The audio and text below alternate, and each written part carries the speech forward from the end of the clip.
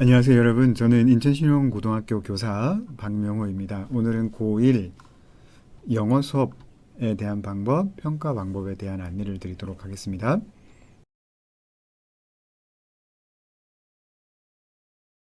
먼저 연간 수업 계획을 작성하셔야 되는데요. 1학기 전체 수업 운영 계획과 함께 평가 계획을 작성하시고, 평가 계획을 작성하실 때에는 최소 성취 기준 보장을 위한 방법에 대한 논의가 있어야 하고, 최소 성취 기준 미도달 학생 예방을 위해서 지필평가를 볼 때 서술형 평가는 얼마를 반영해야 되는지, 그 다음 수행평가 영역에서의 평가 도구 개발은 어떻게 해야 되는지에 대한 논의가 차분히 진행되어야 될 것 같고요.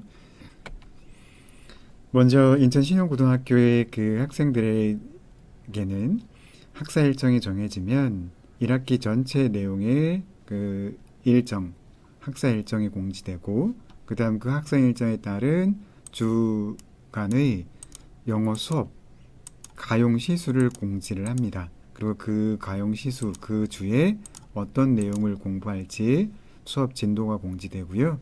그와 함께 수행 평가는 어느 시점에 언제 보는지 무엇을 보는지에 대한 안내가 제공됩니다. 이 수업 일정과 함께 학생들에게는 1학기 내내 사용해야 할 러닝 로그가 들어있는, 그리고 영어 지문이 담겨있는 워크북이 함께 제공됩니다. 이 두 가지가 학기 초에 수업 시작 전에 모든 1학년 학생들에게 제공되었습니다.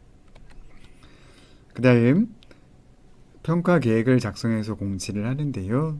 지필평가는 60%, 수행평가는 40%를 반영했고, 그 다음에 지필평가에서 서술형을 각각 20점씩 반영한다고 학생들에게 공지를 했고요.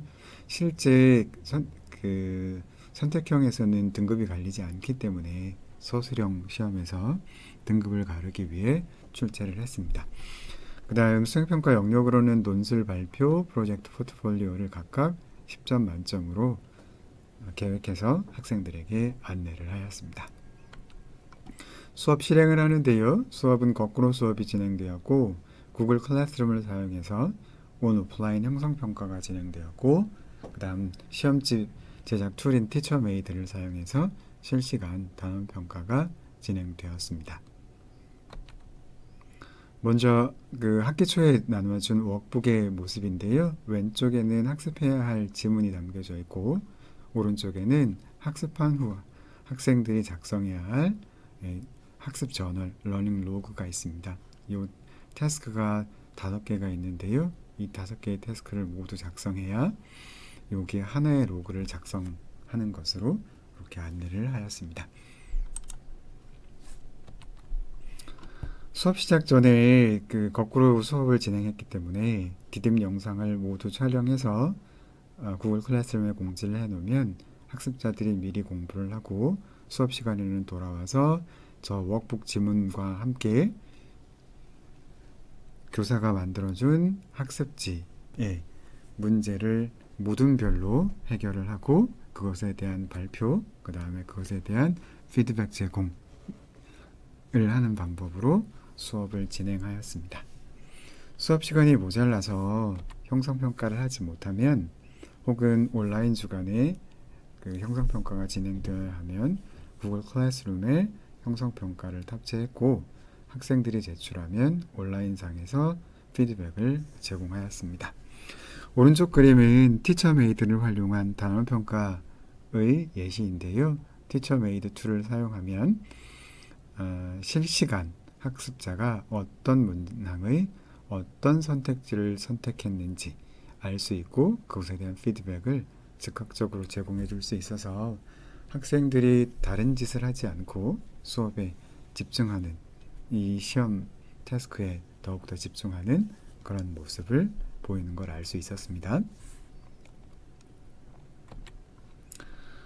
수업이 저렇게 진행됐으면 학기 초에 공지한 평가 계획에 따른 쓰기, 논술 수행 평가, 발표 프로젝트, 포트폴리오 등의 평가 도구가 만들어져야 하고 그 방법이 있어야 하는데요. 일단 논술을 위해서는 과정 중심 쓰기 활동을 진행했습니다. 그래서 평가 도구는 차시별 학습자들이 단계별로 쓰기를 진행할 수 있는 평가 모듈을 쓰기 모듈을 하나 만들었고요. 왼쪽 그림은 1차 시에 진행된 1단계에 진행된 학습지인데요. 학습자들이 연습을 한번 해보고 실제 자기가 좋아하는 것이 무엇인지에 대한 진술을 하고 새 문장을 적습니다. 이것을 제출하면 교사는 이 세 가지 이유에 대한 피드백을 제공해 주고요. 학습자에게 돌려주고 다음 단계 여기서 진술했던 좋아하는 거 이유에 대한 상세화를 진행합니다. 이 상세화가 진행되면 다시 교사는 이 학습지를 거두어서 피드백을 제공해주고 수정된 문항을 수정된 쓰기 내용을 학생들에게 되돌려줍니다.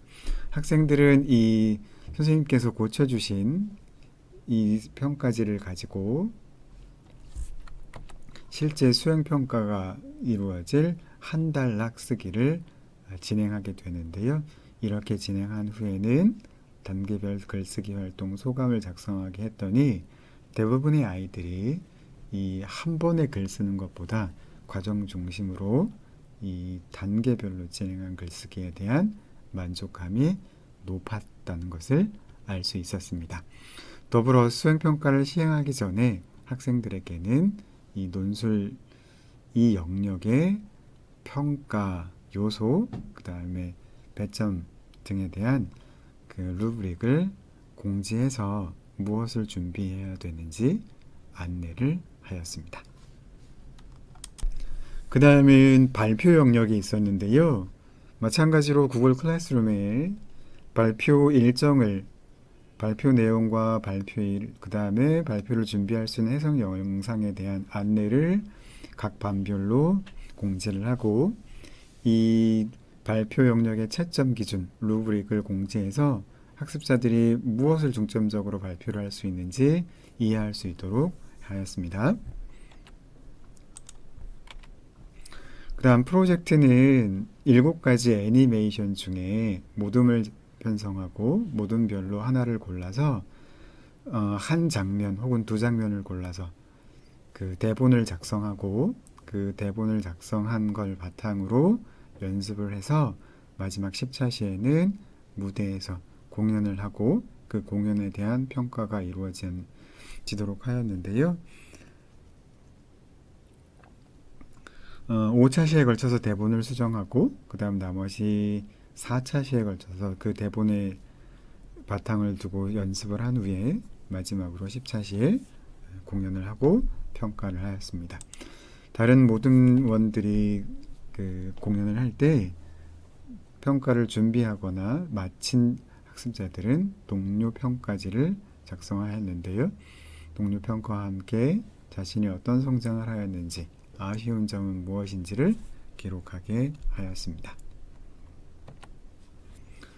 그 다음 세 번째 수행평가 영역 포트폴리오는 학습자들에게 학기 초에 나눠준 워크북에 있는 러닝 로그를 작성하게 했는데요. 학습자들은 태스크 A, B, C, D, E에 해당하는 것을 각각 작성을 해서 복습을 하는 방법을 유도하였습니다. 그래서 학습자들은 태스크 5개를 완성했을 때 로그가 하나 완성되는 그런 과정을 걸쳐서 차분히 복습의 중요성을 강조했습니다. 이 수업은 과제로 진행되기도 하였지만 수업 시간에 진행되었습니다. 그 다음 기록은 수업과 평가를 했으니 기록을 해야 될 텐데요. 5가지 영역, 거꾸로 수업에 참여한 정도, 그 다음에 어휘학습, 클래스 카드를 활용한 어휘학습에 얼마나 성실히 참여하고 있는지, 그다음 논술은 자기가 좋아하는 주제에 대해서 무엇을 썼는지, 프로젝트는 모둠별로 했지만 개별 평가를 했기 때문에 그 모둠에 참가하는 해서 개별적으로 한 역할에 대한 개별화가 진행될 수 있었고, 발표 역시 모든 학생들이 다른 지문에 대한 발표를 했기 때문에 개별화된 내용이 기록될 수 있습니다. 이렇게 저희가 그 학기 초 수업 계획 단계에서부터 평가 계획 작성, 그 다음에 수업 실행, 그 다음에 평가, 실제 평가 방법, 그리고 그것에 대한 기록까지 안내를 드렸습니다. 수업 계획하시고 실행하는 데에 조금이나마 도움이 되길 바라겠습니다. 여기까지 하겠습니다. 감사합니다.